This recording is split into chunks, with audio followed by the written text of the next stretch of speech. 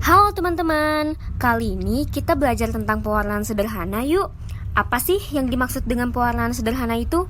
Tapi sebelumnya, perkenalkan dulu, kami mahasiswa dari kelas 2A Teknik Laboratorium Medik Universitas Muhammad Husni Tamrin yang dibimbing oleh para dosen yaitu Ibu Primananda Fauziah, Ibu Imas Latifah, Ibu Zuraida, dan Ibu Cahyawati Rahayu. Nah, jadi apa sih pewarnaan sederhana itu? Sesuai dengan penamaannya nih teman-teman. Jadi pewarnaan sederhana adalah pewarnaan yang menggunakan zat pewarna tunggal atau bisa disebut juga pewarnaan yang hanya memakai satu jenis zat warna.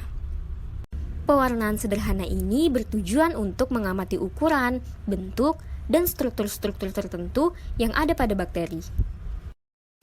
Menurut ilmu kimia, pewarnaan sederhana ini terdapat sifat basa yang memiliki muatan positif sehingga akan mudah bereaksi atau dapat berikatan dengan dinding sel bakteri yang bermuatan negatif. Lalu apa saja sih jenis reagen pewarnaan sederhana? Nah, seperti yang terlihat pada gambar, terdapat 3 jenis reagen pewarnaan. Yang pertama yaitu reagen metilen blue, yang dimana jika si bakteri mengikat zat warna tersebut, maka badan bakteri akan terlihat berwarna biru. Lalu, yang kedua terdapat reagen gentian violet, yang dimana jika bakteri mengikat zat warna tersebut, maka badan bakteri akan terlihat berwarna ungu. Lalu, yang terakhir yaitu reagen karbofluksin. Pada saat pewarnaan, bakteri yang mengikat zat warna tersebut akan terlihat berwarna merah.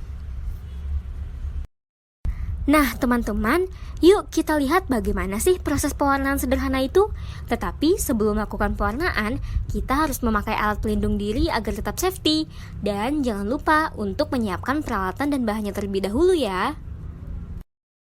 Jadi pada pewarnaan sederhana ini, alat dan bahan yang digunakan yaitu mikroskop, objek gelas, minyak imersi, sampel biakan bakteri, rak tabung reaksi, oso bulat, botol semprot, korek api, bunsen, rak pengecatan, tisu, dan pipet tetes. Setelah alat dan bahan disiapkan, waktunya untuk melakukan proses pewarnaan. Pada tahap yang pertama, panaskan oso bulat terlebih dahulu menggunakan api bunsen. Setelah itu, masukkan ose ke dalam tabung reaksi yang sudah berisi sampel biakan bakteri dan ambil suspensi bakteri 2-3 ose. Lalu, diletakkan di atas objek gelas dan diratakan. Setelah rata, kita tunggu sampai kering ya teman-teman. Nah, kalau sudah kering, lakukan fiksasi di atas api bunsen 2-3 kali. Oh iya, proses fiksasi ini sangat penting loh teman-teman, karena dengan proses fiksasi ini dapat merekatkan sampel bakteri pada objek gelas, mengawetkan preparat, dan yang lebih pentingnya dapat membunuh bakteri tetapi tidak merusak strukturnya. Setelah sediaan difiksasi, letakkan sediaan di atas rak pewarnaan.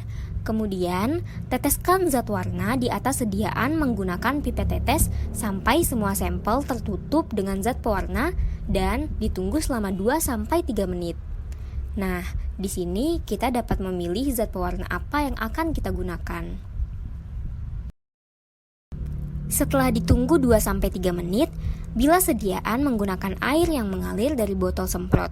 Kemudian, dikeringkan di udara atau bisa dikeringkan menggunakan tisu.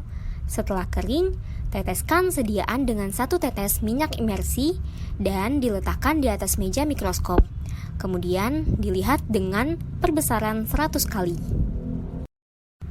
Lalu, ini adalah contoh gambar bakteri yang dilihat di bawah mikroskop pembesaran 100 kali.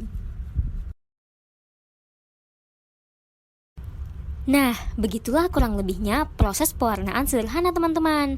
Bagaimana? Mudah bukan? Oh iya, kita sudahi dulu ya pembahasannya. Jika terdapat kekurangan dan kesalahan dalam pembahasan, kami mohon maaf. Dan terima kasih sudah menonton.